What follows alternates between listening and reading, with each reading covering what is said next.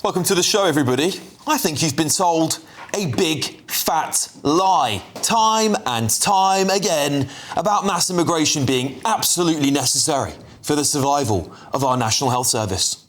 In the NHS, you're more likely to be treated by an immigrant working for the NHS than you are to be waiting behind an immigrant for treatment. And so despite the rhetoric that has been promoted by many politicians over the last few years, especially those that would champion Brexit, we should probably acknowledge that the NHS wasn't being crippled by immigration, as being sustained by it. I'm going to tell you how wrong that is, and you'll be able to send this clip to any of your lefty friends who've been, I think, brainwashed and manipulated into buying this establishment lie. 26,000 of Britain's brightest sixth formers, straight A students, apply for medical school this year, and we slam the door on 18,000 of them. To put it more snarkily, that's 7 in 10 top grade British students, 69% of them rejected.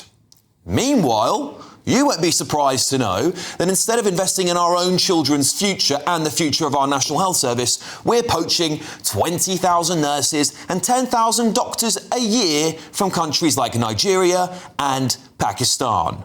Estimates show roughly 1 in 6 Nigerian doctors are hoovered up by the NHS and around 1 in 12 from Pakistan. And what on earth do you think could be the motivation for all of this? Yes, of course, the simple answer is that they are far cheaper, aren't they? Between 2021 and 2024, we saw over 2.6 million more people enter this country than leave it. And this included widespread abuse of Boris Johnson's health and social care visa, which saw 710,000 people arrive here. I wonder why that was, Boris. Well, why don't we just spend more money training British nurses and doctors? Why don't you, the Labour Party, wipe out their student fees, for example, and uncap the amount of trainees we can, sustain in this country? 8,000 at the moment, that's all it is. Or why don't you just make the pay more attractive for them? That is a sacrifice most British people, I assume, would be willing to stomach to have our NHS supported by British doctors. Well, our government and the establishment politicians, as we all well know by now, are addicted to cheap foreign labour. So addicted, in fact, that a bit like someone who needs to quit a bad habit, every time you question its motivations for uncapped immigration, establishment politicians and their bureaucrat friends will always tell you that we desperately need migrants to prop up our NHS. So the next time one of them claims to you that we desperately need to flood the country with more and more cheap labour to sustain our National Health Service, and that you should be thankful for it, please take a moment to remind them that this is an utter lie and that we have more than enough talent here in Britain. This is a challenge for the Labour Health Secretary, Wes Streeting. Why don't you do something about this? Stop importing foreign labour and actually train British doctors and nurses. I don't think that's going to change. We're living in a time of what feels like pretty significant social change, and it makes us question things that we've even taken for granted for decades. And one of those at the moment that people are wondering about is actually money. Is the money in your bank account safe? Should you be investing elsewhere? Are we looking at a potential global crash? What will it mean for your savings? Is there a way that you could be using your money that might be outside of government control even? Well, TallyMoney is potentially one solution. So I'm delighted to say that I'm joined today by the CEO and founder of TallyMoney, Cameron Parry. What is TallyMoney? Well, at TallyMoney, you basically get gold you can spend. So we give people an individual account in their name, everyday account. They get a sort code, an account number.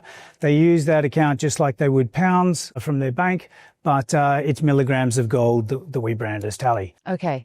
Why would you do that, though? What is the benefit to the customer instead of just having a normal pound sterling account?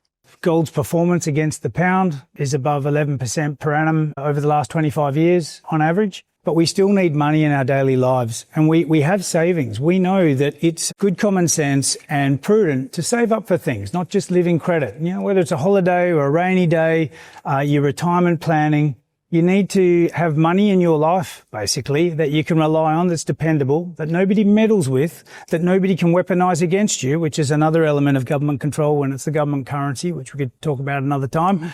And it should be pretty simple and straightforward. And that's what we deliver at Tally. And really, we just want people to feel safe and happy with their money. There was a time when the bigger your bank balance, the more confident you felt. Now it's like, I need to do something with it. I can't leave it there. In Tally, you can. Okay, brilliant. Cameron Parry from TallyMoney, thank you so much. Thank you, Bev.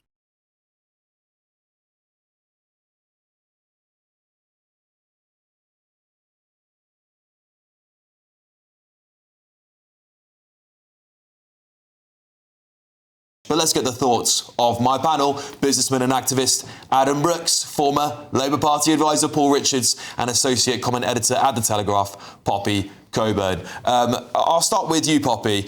This is ridiculous. Year after year, we are constantly told the NHS is in crisis, that we need to train more doctors and nurses, that actually we need to have, as Boris Johnson said, we need to speed up visas of nurses coming to Britain. We've got tens of thousands of qualified young people in this country, grade A students, some of the best educations in the world, and we tell them to go away. I think this is a microcosm of the immigration debate writ large, to be honest with you, because it's the same in basically every industry, and I understand it's particularly frustrating with doctors because we spend so much money educating them for 7 years. But here's what happens. What will happen is people don't want to pay high enough wages, even though the market should correct it to that rate. You'll have to pay higher wages so you can attract more people into a job. And so what will happen is the people in this industry will go to government and say, we need more immigration, okay, because it's an easy thing to do. It drives wages down. It means that you don't have to go out there and actually search for the labourers yourself. So what happens is the government always chooses to pull the lever that says more immigration, more immigration, more immigration. And that's been happening in the NHS now for a very, very, very long time. And it's having some very negative consequences. So it's not just the fact that half of now graduate doctors can't actually find a job. It's the fact that many of them are having to go abroad. We saw this with the new emigration figures. We've already had 3,000 doctors this year go to Australia because the wages are better and frankly they're treated better over there. It's very, and you know, there aren't even jobs for them, so why would they not go? There's also the problem that a lot of foreign doctors, because we have been so desperate to bring them over, we've massively lowered standards, whether that be on English comprehension or whether or not their qualifications are actually totally correct. And we can see this in real life consequences. If you are a foreign trained doctor, you are vastly more likely to commit some form of medical malpractice. People actually lose their lives because of this short-termist thinking. So I think it really sums up nicely just what happens when a country becomes addicted to mass immigration. You know, everybody actually loses out in the end. The only people who benefit in the very short term are those who just want to bring those wages down. And this is where it is. Poppy summarised it beautifully there. It is really about this nationwide conversation we've been having for such a long time in Britain about capping immigration and saying, actually, why don't we just do more here in Britain? We're a highly sophisticated, highly educated country. We have good standards, and we're constantly having to lower those standards, lower the wages. And now we've got doctors on strike. They're striking because this and multiple and successive governments have been addicted to cheap labour. That's what I think it is. That's what it boils down to. Let's have it right. The NHS is one of the most woke corporations probably in Europe. I think it's one of the biggest employers in Europe as well. Now, if I go to the doctor, I want someone that's going to speak clear English to me. And I want a doctor that has the highest qualifications of UK standards. What we're getting now is, as you say, we're getting medical professionals from Nigeria, from Pakistan, that we can't really check. Now, I quickly had a look before we come on air. In 2025, there was a poll, and there was dozens of people that were banned in other countries, lost their licences, yet the UK NHS will take them on. There was one that lost his US licence for having sex with a patient. There was a radiologist that lost their licence in Sweden and Norway because they couldn't read scans and they couldn't do the readings properly. Now, as Poppy said, people will die because of this, and it's all on this woke altar, you know, we've got to embrace everyone from abroad. What is the point, as you say, of training and spending money, training Brits up, when we're not going to use them. Something's got to change soon. I totally agree, Adam. Now, listen, Paul, before you attack me, because I'm not just pointing the finger at Labour here, I'm also pointing the finger, and I think very firmly at Boris Johnson, might I add. I think he's been one of the biggest causes, and Shabana Mahmood was right to call that a ridiculous visa out and flooding the country with people who weren't actually helping improve the NHS in any way. Why is it successive governments of both colours are addicted to destroying the NHS? They constantly want more money from us, constantly tell us it's in crisis, and they wonder why, when they won't train British people to look after our most valuable institution. I mean, 1.5 million people work for the NHS, and 4/5 of those are from the UK. When the NHS was established in 1948, to expand as fast as it did, you needed those Irish nurses, people from the Caribbean, India, Pakistan and so on, to expand at the rate it had to. But now it is, I think, at a point where Wes Streeting is addressing this. We need to have more homegrown doctors and nurses, and we can't rely on taking them from elsewhere, not least because it damages the healthcare systems of the countries from whom we are nicking all the best doctors and nurses. So I think there's a social justice argument there as well. What is he doing? Well, I think we are going to once this strike is settled, I think we have to look very seriously about the pipeline, how we train, reward and encourage young people to come into... He's calling them moaning minis at the moment. He's not exactly going into the BMA has been reconciliatory tone. The BMA is a very powerful trade union and it's been captured by a left-wing clique and it needs to be taken down. I agree with that. Right. But if we're saying when this crisis, we're going to only deal with this when the crisis is over, but like, when's that? Well, this crisis has been going on. This is the third strike, is it? Not.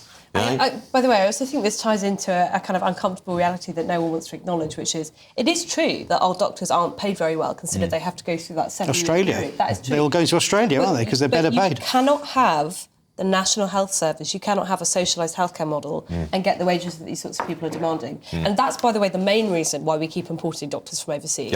Is because the government is trying to keep costs down. Because if it can't keep costs down, it's going to have to go to the taxpayer and raise taxes yet again. So we need to have a serious conversation in this country. And do we actually pay our doctors properly? Do we get a high-quality service? And can we actually do that under the current model of the NHS? But the better answer is actually preventative healthcare. So we need the NHS less because we're all looking after ourselves more. And that's about diet, exercise and taking care, not just pumping people through the statins and Ozempic and all the rest of it. You know, taking a bit more care for ourselves. We won't need the NHS as much. Adam, on Poppy's point, because I think this is really important, do you think the British public would be behind paying doctors and nurses more? I think actually the NHS should be its own tax code. I think we should have it should be sectioned out. It shouldn't be disguised as much of other things. I think we should see how much we contribute to the NHS. And that's a hypothecated tax, and there's a very good argument. I'm very in favour of that. Very in favour of that. And if we said to the British public, listen, actually, what we want to do is get rid of a lot of these foreign doctors coming in on every year, 8,000, 10,000, 20,000 of them. We want to replace them with highly qualified British doctors and nurses. Do you think the British public would be up for paying more? If it was framed right. So if you know, I've got and I'm annoyed with doctors that are striking because it's costing lives. They knew the money that they was going to get before they went into the job. I think after a 29% increase, if you're still striking, you shouldn't be in the medical profession, in my opinion. Let's just remember the NHS has a middleman for a middleman. You know, middle office. There's probably hundreds of thousands of jobs that shouldn't be in the NHS. I'd rather they go.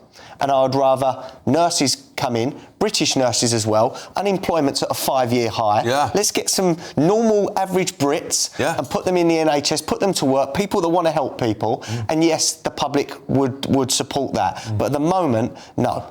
My cousin is a nurse. She's been a nurse for, well, I think it must be the best part of 20 years now. When she first finished studying, she had to work in Asda. I think it was for 4 years. This is a highly qualified woman, incredible at what she does, and she had to work at Asda for all that time. This is why we lose such good talent in this country, and I can guarantee you it wasn't be that much more that Australia are offering these people. They're offering them better standards, yes, probably a nicer environment, but, you know, it just baffles me that these qualified people... Before Poppy comes in, just to say, you heard Wakizaki this week saying we need to import people to white people's bums. I know. I mean, unbelievable, disgraceful thing. I was incensed by that last night. Absolutely. Yes. But there's also the point that, like, so we make our nurses go get a university degree. We make our doctors do the longest training period in Europe. We have to train for 7 years to be a doctor, and then you don't even get full wages at the end of that. To then tell those people that you're not even going to have a job waiting for you at the end.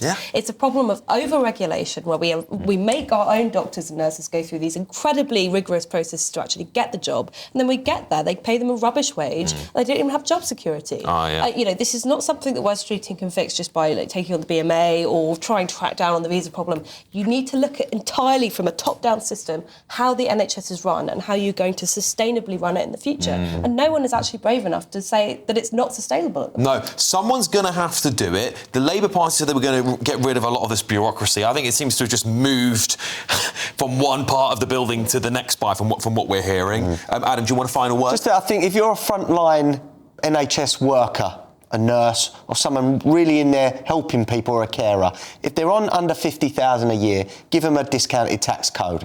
I think the public would be behind that all the way. Because when you hear pay rises, people think, where's the money going to come from? If you give them a better tax code, maybe more people want to go and do that. I think that would be more sensible. Not a bad idea. Lots of ideas here. Maybe you should be tuning in, I hope, Health Secretary. Well, look, we were just talking about Zach Polansky a minute ago. He would say he's misrepresented. That's what he said on X as well, by the way, just so we're... Well, I heard him say it, Alex, you know what I mean? No, I'm not arguing with you. I'm just saying that's what he would say.